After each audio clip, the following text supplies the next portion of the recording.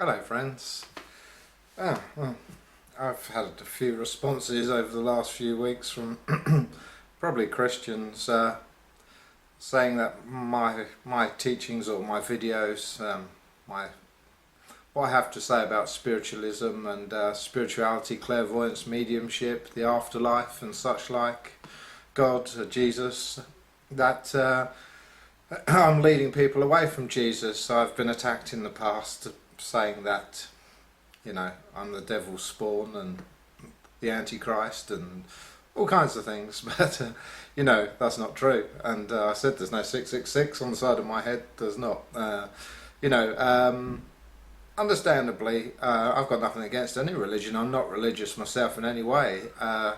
Becoming spiritual and I was just an ordinary man and nothing special, not spiritual, not anything particularly, not religious. And in 1995 I had an awakening that Father God gave me, and his son, Peter Citadel, brother of Christ, he was here on the earth then, and he awoke me, and I was put with the light as Christ was. When Christ was baptized, probably it happened that God light came down upon him and he was put with the light. As also was Peter Citadel. There's only been a handful here people ever on this plane with the light, and they all have to be either like Christ and Citadel, incarnated onto the earth with their light, or they have to be reincarnated like myself. And I don't know about Moses. He's another possible, but I don't know whether he was with the light or not, but it wouldn't surprise me if he was a reincarnated being. Now those that come to serve Father God, they are all reincarnated, or incarnated as Christ and Citadel were, because that was their first time here. So Father God picks the appropriate people to come back upon this plane to be of service, and he picks the appropriate life here that would be willing and happy to serve, because they may never be awoken to their past life, and I've had 6 lives including this one.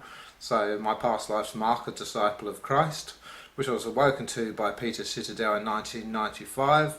I was put with the light and able to communicate with spirit. Unfortunately, organised crime, which exists in the spirit realm, because both good and bad spirits go to the spirit realm, they got wise to Peter being here, and they thought he was going to be the teacher, and they conspired some of his spirit guides against him, to corrupted them with money and bribed them to betray him and to conspire against him. But luckily he set himself free, and there was another that Peter set free. It wasn't destined for me to be set free. I come along and they conspired against me, got one of my guides corrupted, and got some other criminals into my light, the mafia, or the criminal organisation in the spirit realm from the UK probably. They brought very sophisticated technology with them. Well, so I was awoken to all this, so I was able to talk to spirit through my light, and was becoming clairvoyant and all sorts, but they, with this equipment, could block my light, could stop me being able to pray for it to Father God, which is the proper way to pray, the official way. And you can pray in any way, of course, he hears all prayers, but that's the proper official way to pray to Father God. And he also, they blocked my senses and my clairvoyant communications with this technology, because they send a frequency to block it, so I'm fairly blocked and still am. But I was destined to go through great hardship down here at the hands of this spirit, but Peter took me to a spiritualist church, and they're mediums and clairvoyants, and they're are a religion for tax purposes mostly. They're a movement, and they're set about proving the existence, continual existence of life hereafter in the spirit realms, and that we don't die. We just make a transition on from this life in spirit, because this body is just a physical housing for the spirit that comes upon this world that Father God sends within this body, and then we leave the remains behind and move on still alive into spirit, so we don't die. So we don't have to wait. We don't have to get into a grave and wait there till Jesus returns, because Peter told me, Christ, there will be no second coming, because he does not desire to come back to this world, or he'd be here now probably instead of me, because I come to serve and be Father God's instrument upon this world. But I have been, and everybody's entitled to their own opinion.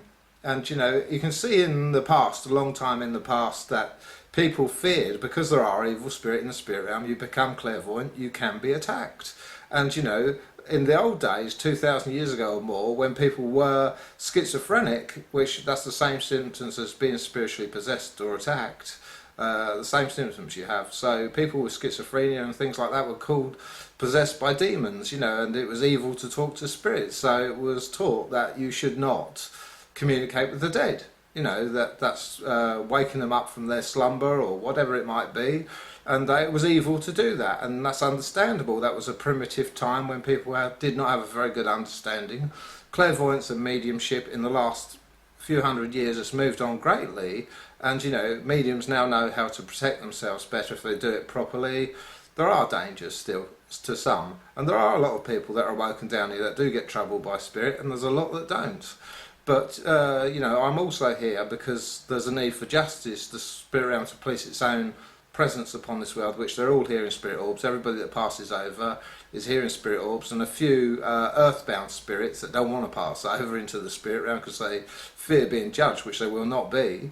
So, you know, there is a need for justice and policing of the spiritual presence to protect us more if we do become awoken. That's one of the things I come here to do, is to help this world become spiritually awoken.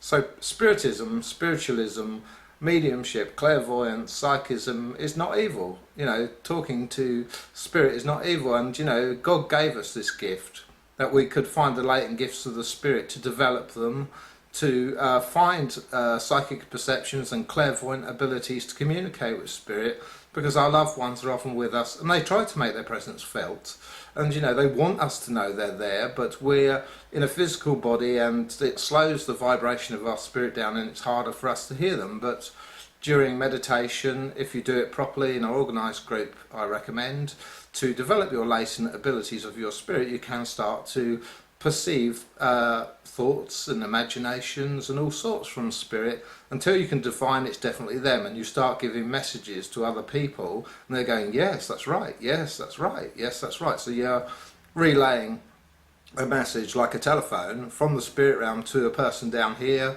or you're giving addresses or clairvoyance, whatever you're doing, healing, working with healing guides and angels. So there's many ways you can work with spirit, and these latent gifts were given us by God, because we are spiritual beings, and naturally we can develop that rapport with spirit, you know, if we meditate and find the way. Some are very naturally awoken and can naturally communicate with spirit as children, you know, and they don't, sometimes they lose it and sometimes they don't. But the older generation, it's something you have to meditate to do usually. A few do become aware naturally, but there are things that maybe heighten spirituality and stuff, which, you know, if you don't know what you're doing and you're doing it in the wrong circumstances, that's why I always recommend doing it in a proper development group, spiritual development group, because you become aware and you don't know what you're doing with it, you don't know how to protect yourself properly, then you can be open to negativities and negative spirit coming to you.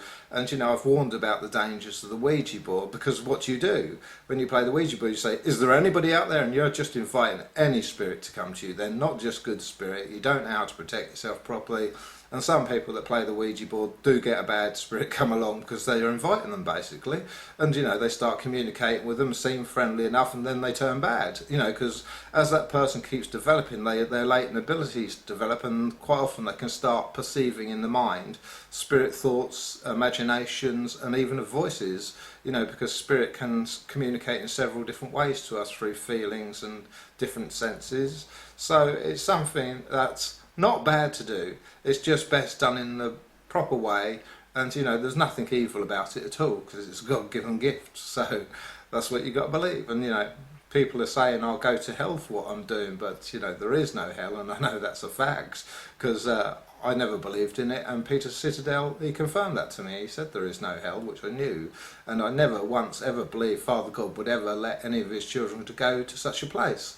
And as I say, there is no death. We die and we come out of body in a physical form, still etheric physical form, and our light gets brighter, and our spirit guides, angels and loved ones come down our light from the spirit realm in a few minutes after we've passed, and they come to welcome us through, and we're welcome to stay here for as long as we wish to, but we're welcome to go through the spirit realm and told that we can return here at any time, and part of us stays behind in the spirit orb form. So thank you for watching. Bless you. Shep.